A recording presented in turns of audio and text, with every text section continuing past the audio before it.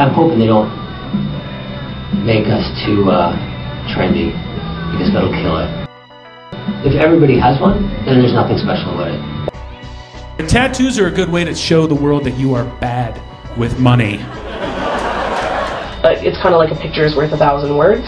And two, I just think that they're beautiful, so I think it's like a really aesthetically pleasing way to remember any time. I just got it done because it was like a big time in my life. Like, I was in New York City for the first time.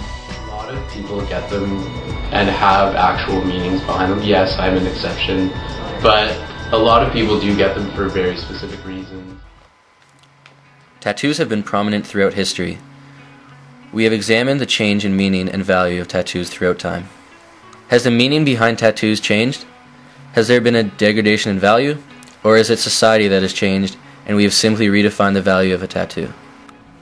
The Iceman was found in 1991 on the Italian-Austria border. He was carbon dated and estimated to be 5,200 years old. The tattoos found on him were small dots and crosses over his lower spine, right knee, and ankle joints, all of which had strain-induced degeneration, which led scientists to believe that the tattoos were done to alleviate joint pain and therefore were done for therapeutic reasons. This is the earliest found human and also the earliest found tattoos.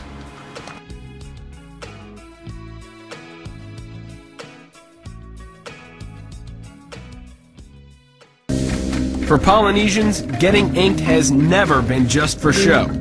Tattoos define your role in society.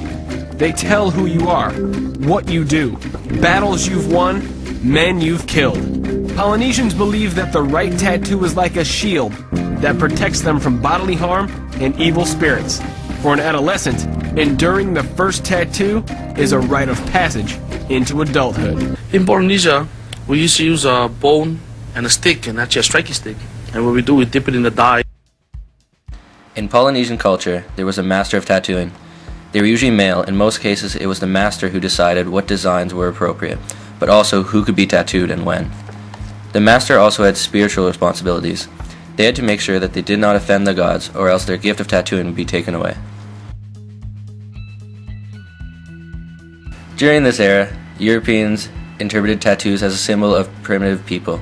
They saw tattoos as a source of entertainment. Natives such as the Maori and Hawaiians were put in county fairs, museums, and freak shows, with the masses not knowing the meaning behind the tattoos. When they were on display, the natives would dress in loincloths and chain. As well, tattooed women became an attraction at the circus. It became a form of adult entertainment for male audiences because the women would strip down before the crowd, showing off their tattoos.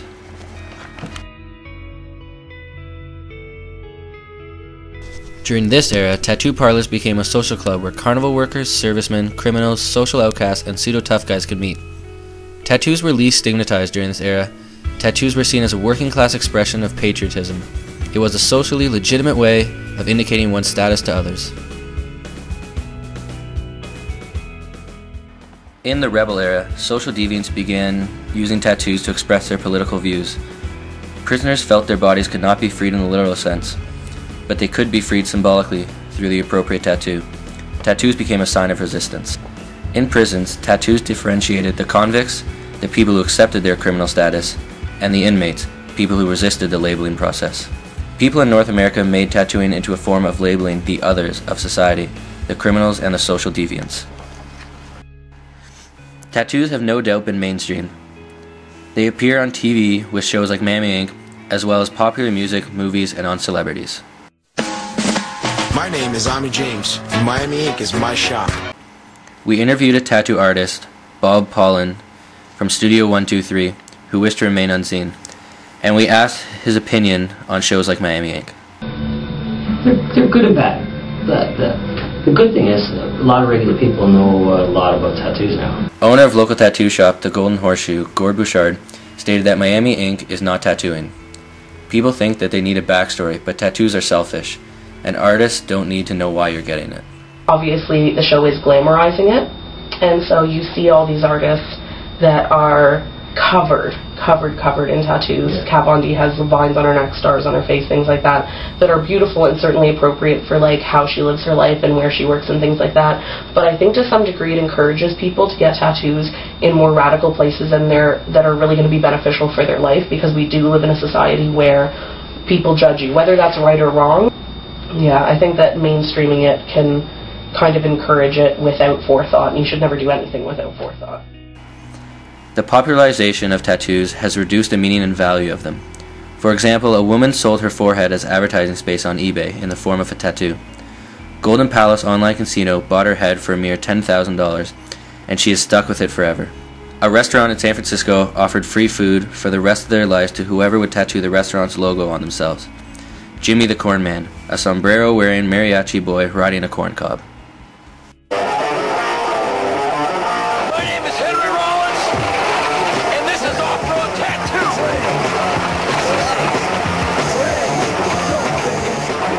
You know, we call it the tramp stamp. Yeah. Now, hey, I don't think that having a tattoo on your back makes you a tramp, ladies. All right, it's not helping your case, but it's not. Well, I think the fact that everyone knows what a tramp stamp is, like, connotes the fact that we no longer have meaning in all tattoos. It's not a necessary condition for getting one. In movies, tattoos are used to portray specific character qualities. For example, villains, gang members, and prisoners. Here are some examples of tattoos in popular movies. American History X. Edward Norton had to get fake tattoos in order to portray a white supremacist. Memento. A man who is unable to build new memories tattoos notes on himself to help him remember. Blade Trinity. In this movie, tattoos denote vampire ownership of humans. Wanted. Angelina Jolie uses tattoos to portray an assassin with an interesting life story. Triple X. Vin Diesel's character is known as Triple X in this movie, which is a tattoo on the back of his neck. Harry Potter. The Death Eaters all have the same tattoos to show that they are part of a group and are loyal to Voldemort. Olympic athletes have been known to get tattoos of the Olympic rings somewhere on their body, sometimes incorporating their country's flags with the tattoo. The idea of these tattoos is to show off their status as elite athletes and in a very select group. This idea is very common among Ironman competitors. It is seen by some as a badge of honor earned for completing the grueling race. This mimics earlier meanings of tattoos of belonging to certain tribes or groups. However, the group of athletes that have earned tattoos is very small. Athletes with tattoos that show how the mainstream and popularities of tattoos has created a degradation in value and meaning is much more common. Eric Hinsky, a Major League Baseball player, is an example of this. He recently spent $5,000 to get his back completely tattooed. He stated that he just wanted to tie his other tattoos together in one big piece and that there was no special significance behind it. Sean Marion is another good example. His tattoo was supposed to read The Matrix, which is his nickname in the NBA. However, when translated, it reads from top to bottom, Demon, Bird, Mothballs. Athletes not only have tattoos that help the degradation in value and meaning, but they have been known to get tattoos to advertise as well. Stephon Marbury, a former NBA player, has a Starbury tattoo on the side of his head. This tattoo is a replica of the symbol used for his line of discount sneakers.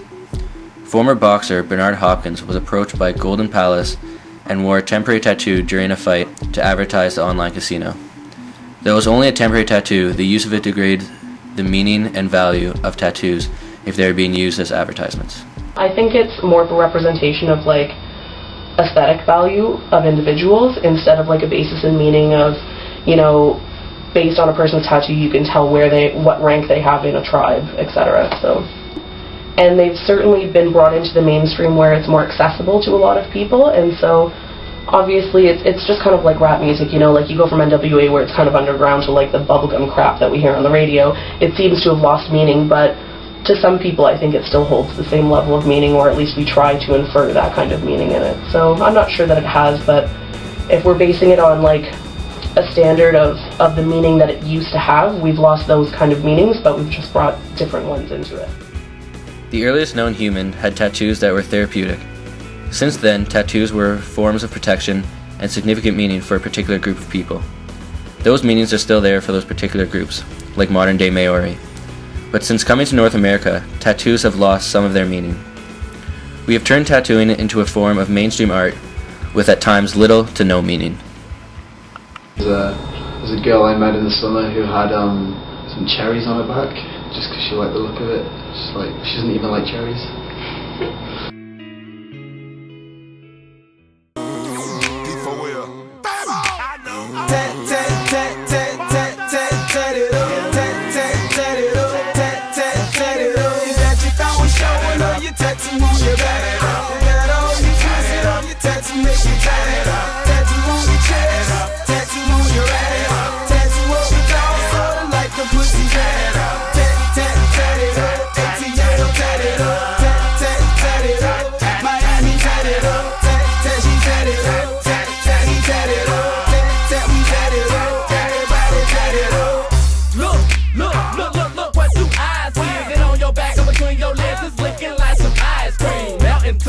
go. Dip it back and drop it low. Girl, I know this sounds strange, but I done seen that type before. Cherries on the way, can I get a taste?